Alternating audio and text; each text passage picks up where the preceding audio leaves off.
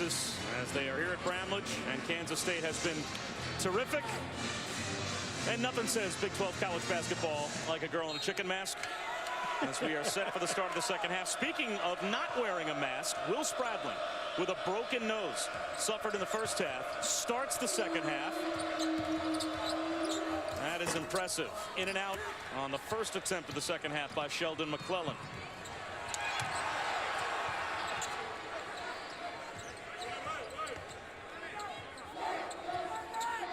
And man, what does that do for your teammates? If you're coming out there with a broken nose, no mask, and you're acting like nothing's wrong, well, whatever was wrong with some of your teammates just now went away. Sheldon McClellan called for the foul, trailing Rodney Magruder. Here is the play. Watch the left elbow of McClellan right there on the nose of Will Spradling. He bled all over the floor, was taken off to the K-State locker room, and he starts the second half. And now Ridley with a good hard foul on Jordan Enriquez. At the very least, I would think, from Rick Barnes' standpoint, there's a no layups play by Cameron Ridley that shows some intensity. Well, it did show some intensity. He tried to help and made sure that Enriquez wasn't going to get another one of those highlight dunks as long as he was able to stop him.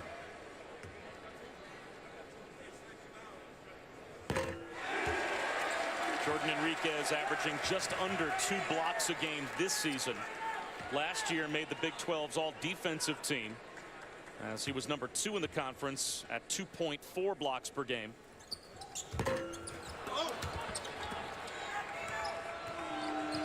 Can Texas make any kind of an offensive push here in the second half? Well, they've got to get some easy buckets. Felix gets the roll. See, that's the Javon Felix we saw at Baylor that scored 26 points and was looking for a shot. And if he looks for a shot, it makes things easier for his teammates. Magruder gives it up, and Nino Williams is able to finish. That was caused by Sheldon McClellan falling down. He got tripped up there. Felix with a floater. He had no field goals in the first half. He's got 2 now here in the first minute plus of the second half. Okay, the young Longhorn showing a little heart here. Magruder in and out. Julian Lewis took a hit to the head. A late whistle and a foul called on Nino Williams. That's his first.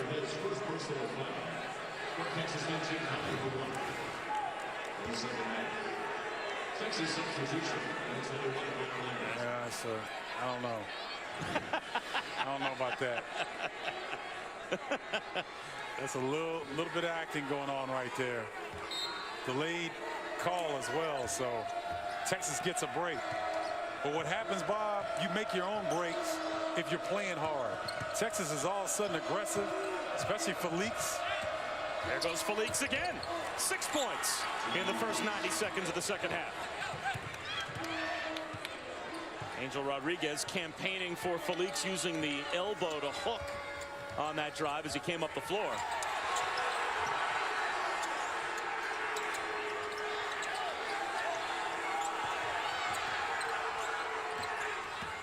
Spradling throws one up, and unable to finish was Enriquez.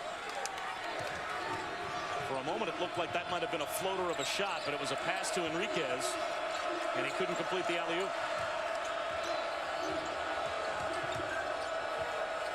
Felix with a high dribble off to Papa Petru.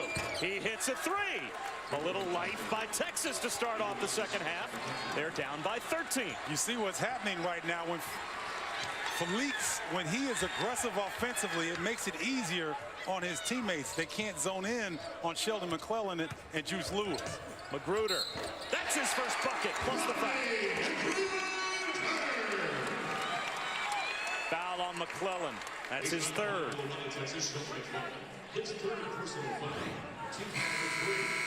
When these guys make that curl cut, that tight cut off of a pin down screen, and they get in that area, he's so strong and so creative in getting his shot off. It's like he got some skin taken off under his armpit. He's got 18 career games where he's gone for 20 or more. That's the most of any active Big 12 player. Again, played only the first 2 minutes of the first half before picking up 2 fouls. Enriquez and Williams head to the bench as Gibson comes back on along with Shane Southwell. So Magruder, about 2.5 minutes into the second half, gets his first field goal.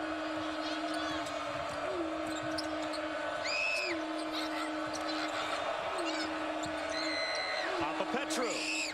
That's off the mark. That's still a pretty good shot because Texas is able to get back with some defensive balance within the flow of the offense. A reminder, we're looking for your Big 12 MVP on Twitter tonight. Hashtag Big 12 MVP. Those are the 4 choices we've gone with. And we'll get to the results a little bit later on and see what folks think. Just running old school hook from Thomas Gibson. That was pretty, going with his strong hand. And left-handers just look like they do everything a little bit sweeter. You know, it just looks pretty. Spradling is fouled from behind by Lewis.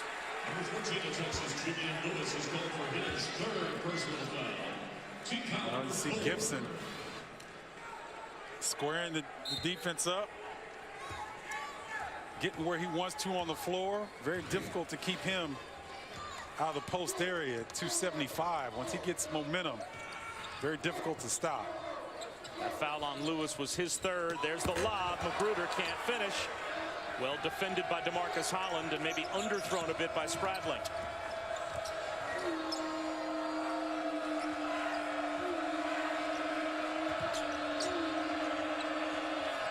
Nice hard hedge that time by Gibson. Blowing up the screen and roll. Felix finds Lammert. Blocking foul called. How about Spradling? With a broken nose and no mask to protect it, steps in and tries to take the charge. Spradling hit with the foul, though. Play with Ben McLemore coming in second. A distant 3rd and 4th. Pierre Jackson and Melvin Edgem, who was Stephen Bardo's choice, but the polls are still open. Yeah, and so those are opinions.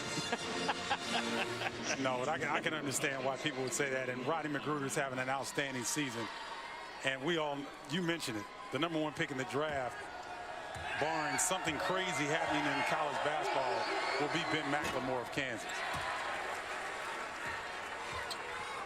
But if we were talking MVP of the Big 12, one name wasn't even on there. Romero Osby of Oklahoma would have to be in the conversation at this point. Lon Kruger's club playing extremely well here in the Big 12 Conference.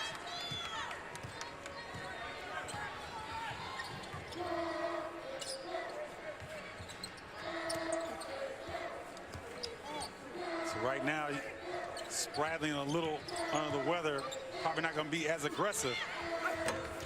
Gibson kept it alive, tapping out his own miss. Another offensive rebound for Kansas State. That's such a high IQ play. Gibson recognized he couldn't get 2 hands on the basketball, taps it back out, allowing his teammates to recover.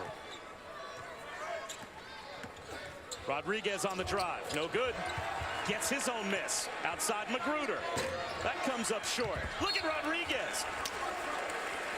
He just about came up with another offensive rebound. Jalen Bond had a frustrated look as he turned around and eyed Holland and Felix for not boxing out Angel Rodriguez. I understand what Jalen Bond's upset with as well. And if every man takes care of their responsibility, should come up with a defensive rebound. Papa Petru, the freshman. He'll have a chance for an and one. Now, you mentioned Ben McLemore as a one and done at Kansas. Well, it's a freshman class that has to carry a lot of the load for Texas. Papa Petru, part of that group, along with Javon Felix. They don't have Mike Kavongo, but we'll take a look in a minute at why Texas is where they are. And that's a foul that's going to go against the Longhorns. They have had a huge defection of talent after either a one and done or two and done scenario. DJ Augustine and Jordan Hamilton left after their second year, but Tristan Thompson, Corey Joseph, Avery Bradley, Kevin Durant, all since 2007, all one and done. You miss on one recruiting class if you're Rick Barnes. somewhere in that mix, and you're going to have a season like he has right now. There's no question about it. And Corey Joseph, Tristan Thompson, and Avery Bradley were all surprises. You know, they came in and caught fire midway through the season, and all of a sudden opened pro scouts' eyes. Gibson finishes in the lane again. Yeah, you're right. It's so different if you're John Calipari. You are recruiting players, as Rodriguez picks up a foul near midcourt, that you know are most likely one and done. That's right. So you're going into it with that mentality that you have to restock each year. But Texas, 14 straight appearances in the NCAA tournament. I mean, that's built on players being there for more than one season for Rick Barnes. That hasn't been the case over the past few years, though. He has lost guys that he, as a program, probably, and as he was recruiting going forward, was not prepared for those players to leave. You're exactly right, Bob. And it was the perfect storm, or the perfect hurricane for Texas, because Mike Kabongo's situation as well. You know, we talked about them being in these close games and not being able to win those close games. If Mike Kabongo was with Texas, you know, their streak of 14 straight NCAA tournament appearances may not be in jeopardy. Gibson, nice reverse. And Texas this season has played 7 games that have been decided either in overtime or by 6 points or less, and they are 1-6 in those 7 games. You have to think Kabongo would have made a big difference in some of those games, as Jalen Bond, his offensive rebound putback won't go. Gibson clears. There's no question about it. Mike Kabongo, an experienced point guard with a year under his belt, would know how to settle these guys down. He's been here before. He would know how to get his teammates into offensive sets a little bit quicker. And he's fast with the basketball, so they would get some easier buckets, which they struggle with right now. DeMarcus Holland, tough shot, sideways spinner over Spradling. Spradling in transition, hits a three. His first field goal. And it makes it a 20-point lead for Kansas State, their largest lead. A timeout called by Rick Barnes. We'll step aside for just a moment. Took a while for Will Spradling to hit a triple. Once he gets going, though, he can shoot it.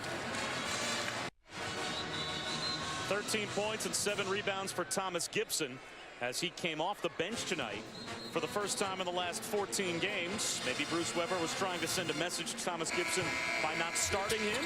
If he was trying to send a message, I think it was message received. Well, the bench is the ultimate motivator. And if you're accustomed to starting and you have that taken away, when you get back on the floor, you play with a sense of urgency. And that's what Thomas Gibson and his teammates have done this evening. Did not want to extend this to a 3-game losing streak. And they're in control right now. In double figures for the 7th time this year. Averaging 6 points and 5 rebounds per game as a starter. But 13 and 6 tonight off the bench. The drive good for Connor Lammert. He went down hard. And he's able to pop right back up. Well, what an aggressive move by Connor. Up fake, put it on the deck, gets all the way to the rim. And hit that backstop kind of awkwardly. Glad he was able to get up with no injury.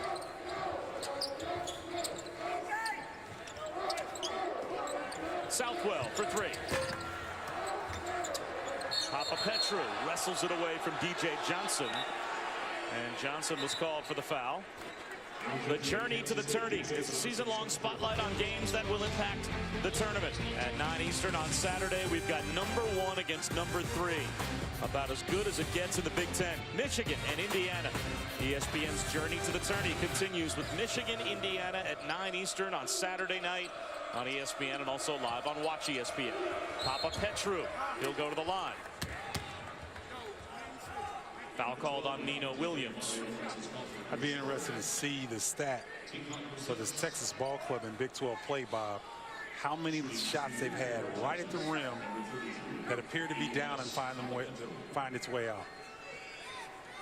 I mean, we've covered a number of Texas games here this season, and it just seems like there's 4 or 5 every game that look like it should be down, but it somehow rolls out.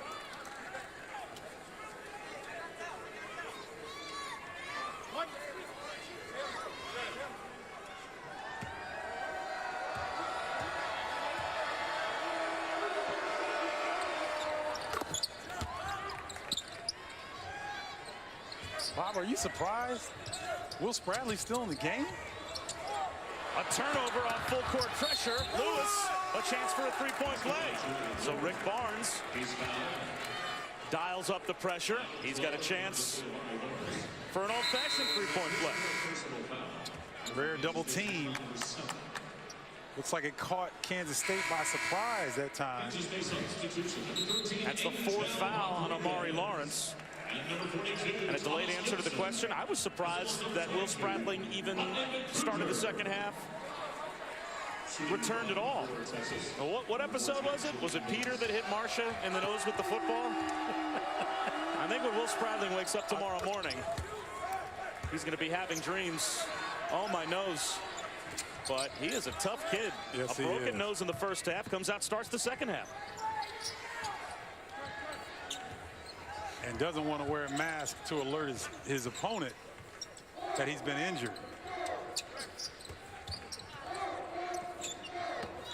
Rodriguez scoops and finishes. Nice hesitation that time by Rodriguez. He had Felix off balance at first, then hesitated and blew right past him.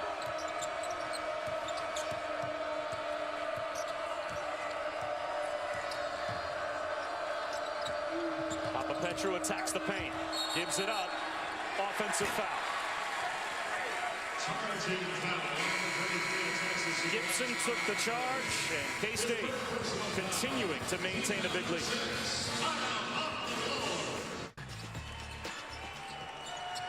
All right, Bram, thanks very much. Wow, Texas fans thought they had it bad. Could be South Carolina taking on Florida tonight. It's only a 15-point lead for Kansas State, but it feels like more as they have dominated this game at both ends tonight against Texas for the most part, with 9 minutes gone by in the second half. Bob Wischusen here at Bramlage Coliseum with Stephen Bardo. Well, Texas tried to come out with some energy and effort in the first part of this half. But of course, Kansas State settled down and starting to extend the lead. Javon Felix called for the foul, so Rodriguez goes to the line to shoot one more. Yeah, Rodriguez, he's done a much better job this year of changing pace rather, with the dribble. Such an efficient backcourt. 3 assists, no turnovers for Angel Rodriguez. He's number 2 in the Big 12 in assist to turnover ratio at 2.4 to 1. He's number 2 to Will Spradling, his backcourt mate. Rodriguez number 2 in the Big 12, Spradling number 1 in the Big 12. They just don't turn it over. Well, Spradling can play the point guard position, so it's like you have 2 points on the floor. So distribution's better, the ball swings a little bit better. Good hands by Rodriguez. 8 to shoot for Texas. Lewis creates some space and hits the elbow jumper. Texas continuing their full court pressure.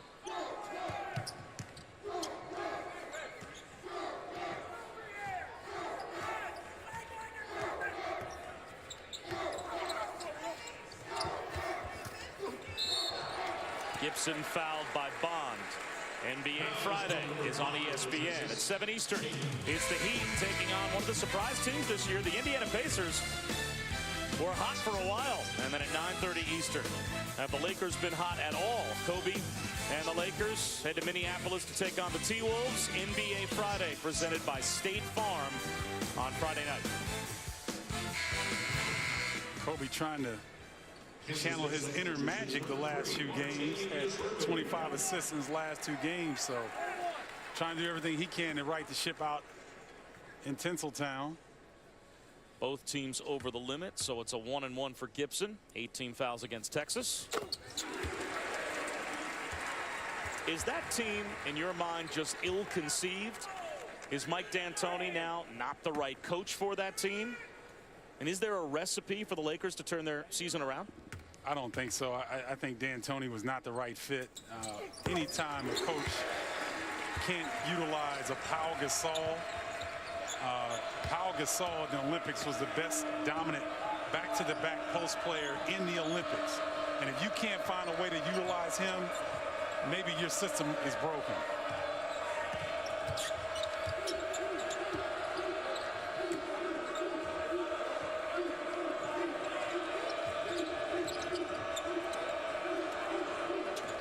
State recognizing that if they get the ball out of Falik's hands, this is what can happen. Papa Petru turns it over. Rodriguez can't go coast to coast, but there's Magruder on the follow.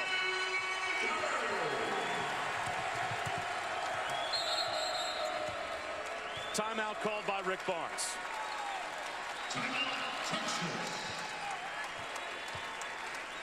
Rick Barnes using every opportunity he can, Bob, to get a teaching point across. Well, Rick Barnes has had his team in the NCAA tournament 14 straight years. Bruce Weber restarting here at Kansas State. When we take a look at Bruce Weber through the years, of course, he cut his teeth as a longtime assistant to Gene Cady, primarily at Purdue for 18 years on his bench. Then he took over as the head coach at Southern Illinois, 2 NCAA tournaments and a Sweet 16 there, and then to Illinois. He was the head coach for 7 seasons. In the second year, went to the championship game before coming now to Kansas State. I guess the fair question to ask, you're an Illini guy. So, all right, we're sitting at the bar. I'm Kansas State guy, and I say to the Illinois guy, all right, Illinois guy, Bruce Weber came in with Bill Self's players. Yep. Went to a Sweet 16, went to the Final Four, got to the championship game, and then it really kind of petered off after that, and he eventually ended up being fired after not even going to the tournament 3 out of his last 5 years at Illinois. Now he's here with Frank Martin's players, and we look pretty good. Papa Petru on the drive, offensive foul. What does the future hold for Kansas State once Bruce Weber has to do it with his own players and not the players that were left for him by the previous coach? Well, it's really going to come down to recruiting, as we see Gibson doing a fantastic job sliding over and drawing the charge. But it's going to come down to recruiting, Bob, and he had a difficult time towards the latter part of his tenure at Illinois, getting the players out of the city of Chicago and the surrounding areas. And so coming to Kansas State, you made a great point. The best players in Kansas, they want to go to the Jayhawks. And it's going to be very difficult for him unless he can open up a pipeline to Texas, where in the Metroplex area, the Dallas-Fort Worth area, there's a ton of talent. Houston, a ton of talent. He's going to have to mine that Texas area hard. Gibson finishes off the line from Rodriguez. Now, the only thing that would worry me as a Kansas State fan is his greatest success by far at Illinois was with players that he didn't bring there, that Bill Self brought there. But he coached them well, and he is coaching this group really well. They're 15-4, ranked in the top 20. And they're a dark horse to win this conference. Let's take a look at the top 2 recruits they have, at least right now, coming next season. And on our ESPN rankings, they've got a top 30 point guard and the number 41 shooting guard, and the number 41 shooting guard from the Houston area. Yep. And so Alvin Brooks, his assistant, is going to be relied upon to open up those Texas recruiting channels. And if they can get into those 2 areas. Lammert could not beat the shot clock. A shot clock violation against Texas and another turnover.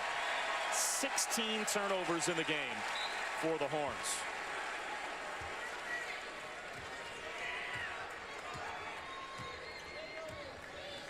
Well, I look at this Texas ball club, and you look at this season, and they're just really learning on the job. And 4 games from now, Kabongo comes back. This would be a dangerous ball club down the stretch. They may have done too much damage to their NCAA resume, but they could ruin someone else's chances moving forward. Well, they'll do nothing to ruin Kansas State's record tonight, as Martavius Irving's 3 makes it a 25-point lead with 7.5 minutes to go. Again, this is a Kansas State ball club that was built by Frank Martin, so they are tough. This is what they know how to do. I think Weber has made them a little bit more efficient offensively without losing that defensive intensity. Fumbling one out of bounds was Angel Rodriguez. One of the few mistakes that K-State has made in what has been a lopsided game from the start. Well, Bram, Kansas State has been pulling away from the start. And one reason why, our Reese's perfect play. It has been played, Stephen Bardo, like this. The turnover leading to an easy bucket. Rodriguez with his head up. Nice lead pass. Didn't need to throw it to the rim because Lawrence is not that athletic, but puts it just over the defense. And Omari Lawrence does the rest. Nice hookup between the backcourt mates. Kansas State has 16 assists on 24 made field goals. 4 assists and no turnovers for Shane Southwell. 5 assists and 1 turnover for Angel Rodriguez, and 3 assists and 1 turnover for Martavius Irvin. That's really efficient play by the guys where you want the ball to be in their hands. And here's Felix down low. Bond gets caught. Felix back to Bond, and he draws the foul. You can tell Bond is struggling to come off that injury, doesn't have the explosiveness that he normally enjoys when catching that ball. He would go right to the rim as opposed to trying to avoid the block. Assists to turnovers might be as telling a statistic as we have tonight. Texas has 17 assists and 16 turnovers. And it is literally the opposite for Kansas State. 16 assists and only 6 turnovers.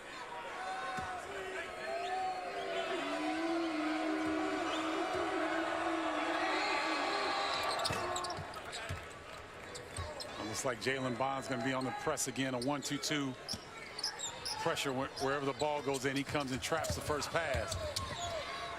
And Kansas State breaks it easily.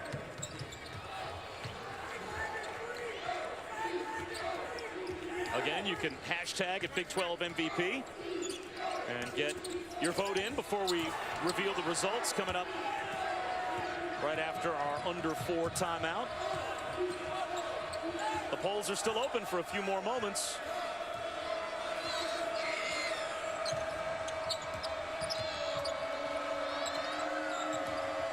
Papa Petru, deflected pass right to Lammert. Slapped away by Irving on the deck. And it rolls home for Jalen Bond.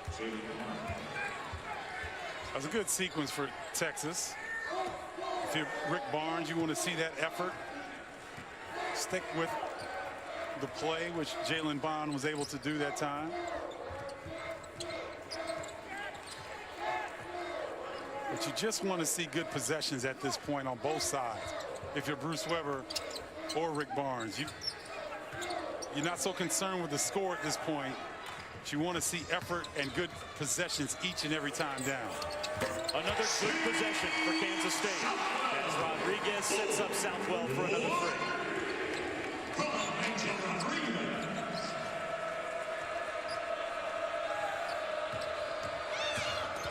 Felix has it slapped away by Rodriguez, gets it back and can't hit the jumper. Rodriguez just about Englished it home off the window. Boy, he is strong with the ball in his hands as he took a couple of bumps there and still managed to muscle it up on the rim. A nice step through, and then he's got a little English on the ball. Almost went down for him.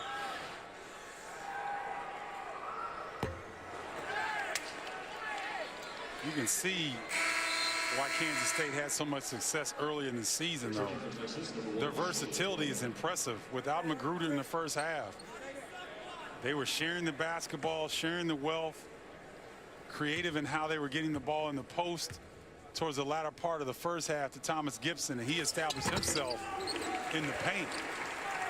You know, Omari Lawrence, we talked about him coming off the bench, had his career high at halftime with 10 points and 6 offensive rebounds. So Kansas State really able to show their versatility in spite of the foul trouble to their backcourt. Strong drive by Jalen Bond, and he'll go back to the free throw line. Jordan Henriquez called for the foul. Jalen Bond was out 11 of the first 12 games this season. Missed the first couple of games because of an ankle injury, and then injured his left foot in Maui when they played Chaminade. Missed the next 9 games after that. So asking Rick Barnes about what they hope to get out of Jalen Bond the rest of the season. He said defense, rebounding, keep the ball moving on offense, score when it's there. But he's going to play because Jonathan Holmes is out with a broken hand. They have yet to put any type of a timetable officially on Jonathan Holmes' return. They have not declared him out for the season, but he's going to be out for quite a while. Yeah, and that broken hand suffered when his teammate Julian Lewis came down on the elbow on his hand. It's yet another unfortunate break for the Longhorn. But he will be back. We saw him working out this afternoon, trying to keep his wind and conditioning intact. Nice look by Rodriguez. Finds it, Henriquez underneath. Foul called on Kansas State at the other end. That's having your head up and a big target. And Rodriguez finding Jordan underneath. Loving the execution. He's got a great feel for the game. Bruce Weber talked about that earlier today. An anticipatory point guard. In the top 4 in the conference in assists. And number 1 in assists in Big 12 games is Angel Rodriguez. Say that word again. I don't know if I can. Usually that's, if you get it right the first time, you don't tempt fate, try it again. Anticipatory. There you go. You nailed it. Can I use that? Whenever you'd like. Okay. All right. We've got 2 of the Big 12 leaders in assists in our game tonight. And Pierre Jackson is part of our question as to who you think the Big 12 MVP so far this season is. Our Twitter poll will give you the results coming up after our next timeout. As we look at the schedules moving forward, K-State has a nice, tough stretch here at Oklahoma, at Texas Tech, Iowa State at home, at Kansas, and Baylor at home. So they're trying to right the ship before this tough stretch here in the Big 12 Conference. Adrian Diaz with a foul at midcourt. And when we come back, we'll give you the final results of our Twitter poll for the Big 12 MVP.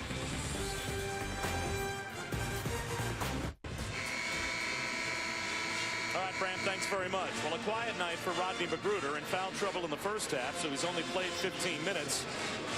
And in danger of missing double figures for a rare time this season. But still, must be a K-State crowd watching our game, as 50% of our respondents on our ESPN college basketball Twitter poll, hashtag Big 12 MVP, say that Rodney Magruder, to this point in the Big 12 season, is the league MVP by a wide margin over Ben McLemore.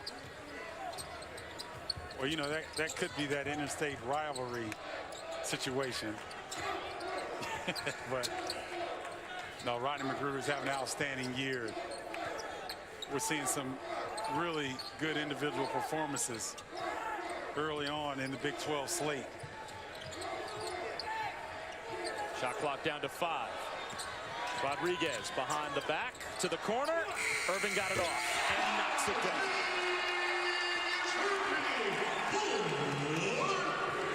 Lewis step back 3 at the other end. That won't go. Bond, a follow inside, rolls home.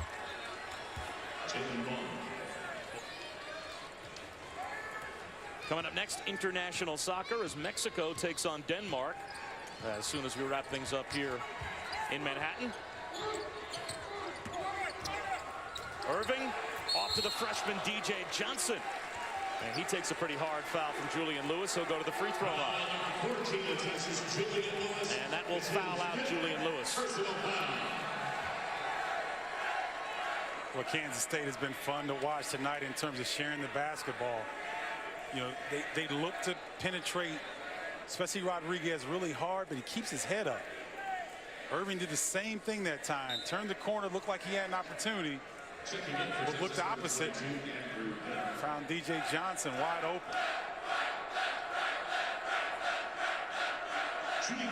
So a quiet 8 points for Julian Lewis.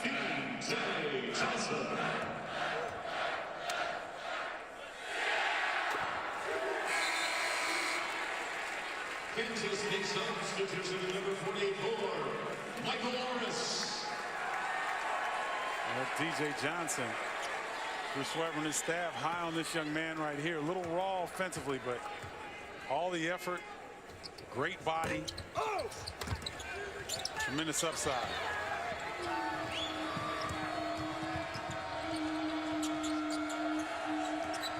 Papa Petru along the baseline to McClellan, and he hits a three from the corner.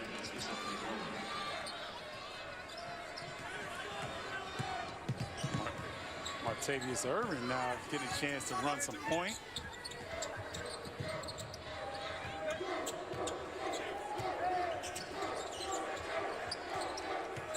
We talked about K-State's upcoming schedule.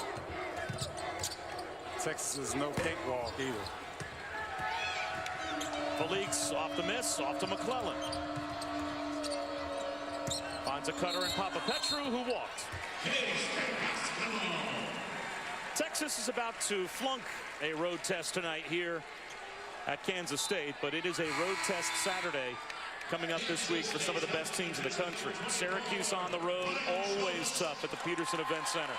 When they meet Pittsburgh at noon, Duke will be in Tallahassee to take on Florida State, and then the nightcap, #1 against #3 on ESPN. Michigan, Indiana. All right, you're a Big Ten guy. What are your thoughts? Michigan, Indiana in Bloomington, which makes it very difficult for the Wolverines. I agree, and Indiana plays on another level in Assembly Hall. And Zeller gets going. I'm not sure Michigan has someone that can match up with him. Well, now the walk-ons are getting into the act. Ryan Schultz hits a turnaround, and the student section always knows who those walk-ons are, so might have heard an extraordinarily large cheer in a 79-55 game in the background. Papa Petru comes up short. Johnson the rebound. Lawrence swoops in and adds to his career high. 12 for Omari Lawrence. And Omari Lawrence going to get a little curtain call.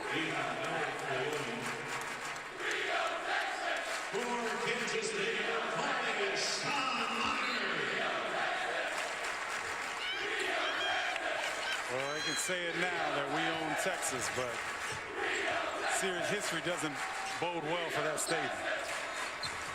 Kansas State will now have won 5 of their last 7 against Texas with this win tonight. And a takeaway. Michael Orris with the steal. A block by Bonds. Muscling one up and getting it to go is Adrian Diaz.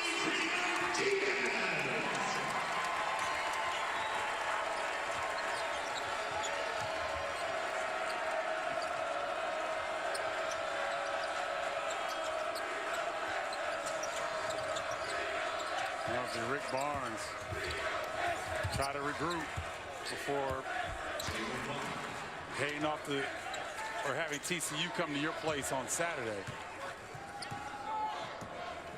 Shot clock is now turned off, so Kansas State can simply dribble it out. And they will break a brief 2-game losing streak. The Wildcats losing to Kansas at home and at Iowa State. Their only other 2 losses, Michigan and Gonzaga. So all 4 of those losses are of high quality. They look very much like a top 20 team tonight, about to improve to 16-4 in Bruce Weber's first year. And that makes it official. 83-57 is your final. K-State over the Longhorns. Coming up next, it's soccer. The Mexican national team taking on Denmark. Stephen Bardo and the rest of our ESPN crew. I'm Bob Wischusen.